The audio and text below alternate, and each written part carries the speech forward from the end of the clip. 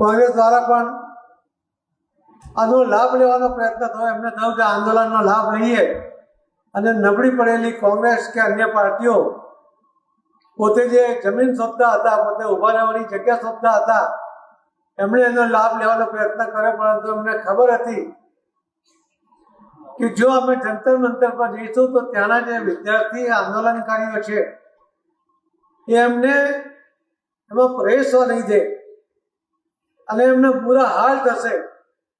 અને એટલા માટે આપણે પણ જોયું હશે કે કોંગ્રેસ કે અન્ય કોઈ પણ પાર્ટી જંતર મંતર ઉપર જવાની હિંમત નથી કરી.